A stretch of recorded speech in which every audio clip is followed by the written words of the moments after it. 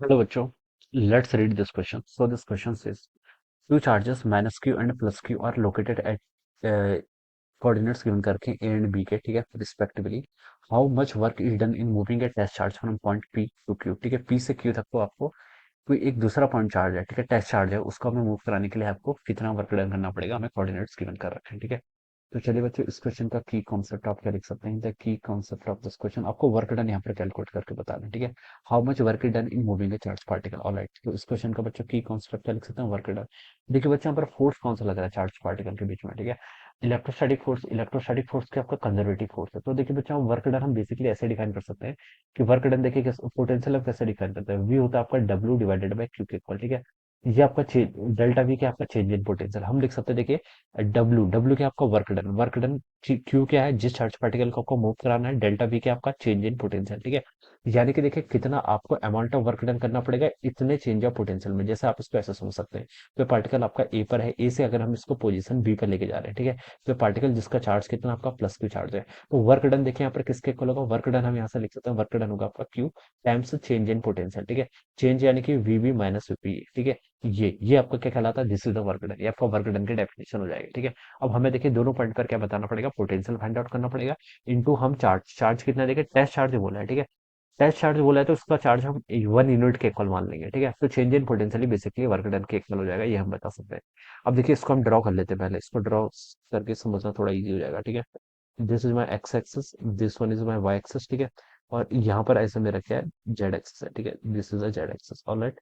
ये Z axis है, ये आपका है, ओके। आई जे के, ठीक है, ये आपका जेड एक्सिस रहेगा। अब क्वेश्चन बोल रखा है, देखिए two charge minus q and plus q located at a zero zero minus है, यानी कि माइनस ए आपको माइनस जेड में होगा प्लेस है, ठीक है। एक चार्ज आपका यहाँ पर है, ठीक है। यहाँ पर आपका माइनस क्यू चार्ज प्लेस किया हुआ है, ठीक है, this is minus Q charge, ठीक है। इस पोजीशन को हमने ए पोजीशन बोल रखा है। एंड बी पर देखिए जीरो जीरो ए, यानी कि एक्स वाई जेड, ये आपका प्लस जेड पे रखा हुआ है यहाँ पर, ठीक है। ये आपका बी है, ठीक है। इस यहाँ पर कौन सा चार्ज है आपका, प्लस क्यू चार्ज यहाँ पर रखा हुआ है, ठीक है। तो ये दो चार्जेस यहाँ पर ऐसे रखे हुए हैं, ऑलराइट। और सेपरेशन देखिए इनकी, ये डिस्टेंस आपकी ए है यहाँ से यहाँ तक की, ठीक है। और सिमिलरली ये डिस्टेंस भी ओरिजिन से लेकर यहाँ तक की कितनी ए, तो बेसिकली एक डायपोल बन गया, ठीक है। दो चार्जेस हैं equal and opposite which are separated by distance, इसे हम क्या बोल देंगे, आपका डायपोल बोल देंगे, ठीक है। अब बोलोगे how much work is done in moving the test charge from 700 to 700, ठीक है, यानी कि एक्स पर रखा है, 700 यहाँ पर कहीं होगा, ठीक है।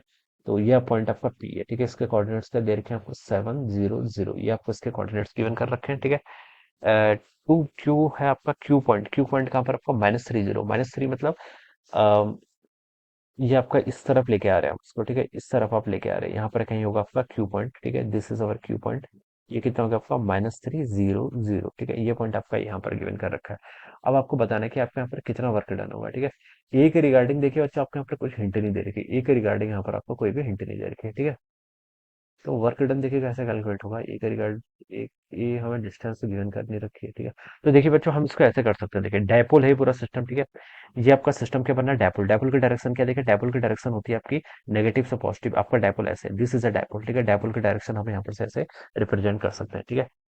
हमें इस क्वेश्चन में देखिए कुछ एजम्पन्स तो लेने पड़ेंगे तभी क्वेश्चन आपको सॉल्व होगा, ठीक है। एजम्पन देखिए हम क्या ले रहे हैं कि ये जो आपका ये जो डिस्टेंस है, ये क्या होगी आपकी, वेरी वेरी स्मॉल होगी एज कम्पेयर टू दिस, 7 और 3 के कंपेरिजन में क्या होगी आपकी, बहुत स्मॉल डिस्टेंस होगी, ठीक है। तो देखिए हमें डायपोल के कारण देखिए पोटेंशियल पता है, डायपोल के कारण पोटेंशियल का क्या फॉर्मूला होता है आपका, P cos theta divided by 4 pi epsilon, potential की स्केलर क्वांटिटी, ठीक है। अब देखिए पी पॉइंट इसके डायपोल की इक्वेटोरियल लाइन पर है, परपेंडिकुलर है ना, देखिए ये आपका एक्स एक्सिस तो ऑलवेज आपका जेड एक्सिस के परपेंडिकुलर होगा। तो हम बता सकते हैं ये कैसा है, इक्वेटोरियल पॉइंट, ठीक है। इक्वेटोरियल पॉइंट पर थीटा कितना होगा, 90 डिग्री होगा। तो बता सकता हूँ मैं potential at point P because of this dipole कितना आएगा, डायपोल के कारण थीटा 90 हो जाएगा, तो कॉस 90 जीरो, तो पोटेंशियल जीरो आएगा। तो इस पॉइंट पर potential because of the dipole कितना आ गया, जीरो के इक्वल आ गया। सेम सिचुएशन आपकी क्यू के लिए भी रहेगी। ये भी आपका इसके कहाँ पर लाई कर रहा है, इसके परपेंडिकुलर है, ठीक है। तो मैं इसी चीज से बता सकता हूँ कि पोटेंशियल एट क्यू पर भी कितना रहेगा, जीरो रहेगा, ठीक है। तो हम तो देखिए इसको सीधे ही सॉल्व कर लेंगे फिर, ठीक है। अब देखिए डब्ल्यू किसके इक्वल होता है, वर्क डन किसके इक्वल होता है, चार्ज टाइम्स आपका चेंज इन पोटेंशियल।